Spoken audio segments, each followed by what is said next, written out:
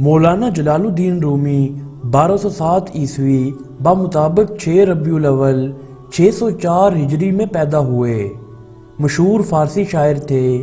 مثنوی، فیہ مافیہ اور دیوان شمس تبریز آپ کی معروف کتب ہیں۔ آپ دنیا بھر میں اپنی لازوال تصانیف مثنوی کی بدولت جانے جاتے ہیں۔ آپ کا مزار ترکی میں واقع ہے۔ ابتدائی تعلیم کے مراحل شیخ بہاؤالدین نے طے کرا دیے اور پھر اپنے مرید سید برہان الدین کو، جو اپنے زمانے کے فاضل علماء میں شمار کیے جاتے تھے، مولانا کا معلم اور اتالیق بنا دیا۔ اکثر علوم مولانا کو انہی سے حاصل ہوئے۔ اپنے والد کی حیات تک انہی کی خدمت میں رہے۔ والد کے انتقال کے بعد 639 ہجری میں شام کا سفر کیا۔ ابتدا میں حلب کے مدرسہ میں رہ کر مولانا کمال الدین سے شرف حاصل کیا۔ مولانا رومی اپنے دور کے اکابر علماء میں سے تھے۔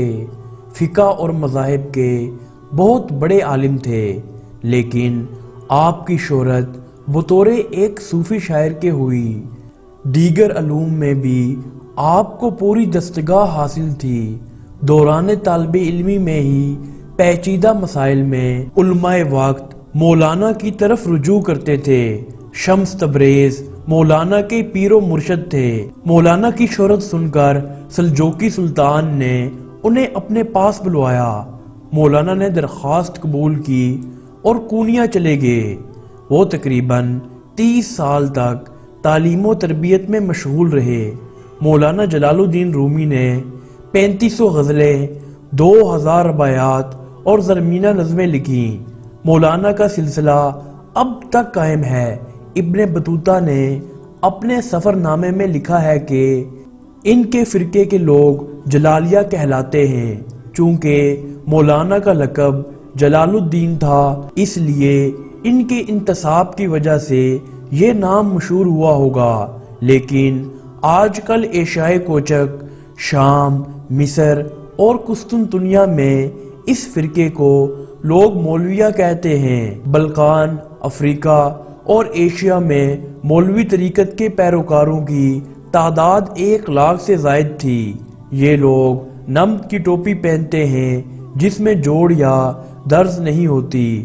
مشائخ اس ٹوپی پر امامہ باندھتے ہیں۔ خرقہ یا کرتے کے بجائے ایک چٹلا دار پاجامہ ہوتا ہے۔ ذکر و شغل کا یہ طریقہ ہے کہ حلقہ باندھ کر بیٹھتے ہیں۔ ایک شخص کھڑا ہو کر ایک ہاتھ سینے پر اور ایک ہاتھ پھیلائے ہوئے رقص شروع کرتا ہے۔ رقص میں آگے پیچھے بڑھنا یا ہٹنا نہیں ہوتا، بلکہ ایک جگہ جم کر چکر لگاتے ہیں۔ سما کے وقت دف بھی بجاتے ہیں۔ بقیہ زندگی کونیا میں گزار کر تقریباً 66 سال کی عمر میں 1273 عیسوی بمطابق 672 میں انتقال کر گئے۔ قافلہ سالار عشق مولانا جلال الدین رومی نے شہر کونیا کو اپنا دائمی مسکن بنایا۔ مولانا رومی فرماتے ہیں کہ کونیا شہر کو ہم نے مدینۃ الاولیاء کا لقب دے دیا ہے۔ اس شہر میں ولی پیدا ہوتے رہیں گے۔ ترکی کے اسی خوبصورت و دلکش شہر میں مولانا جلال الدین رومی کا مزار مبارک موجود ہے۔ مولانا جلال الدین رومی کا مزار مبارک خوبصورت و دلکش اور ڈیزائن کے لحاظ سے ایک منفرد مزار مبارک ہے۔ ظاہری خوبصورتی اور جاو جلال کے علاوہ انوار و تجلیات بھی ہیں۔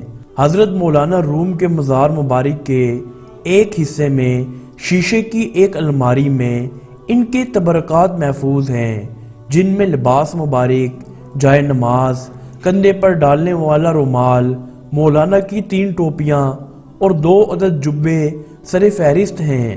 کونیا میں ان کا مزار آج بھی عقیدت مندوں کا مرکز ہے۔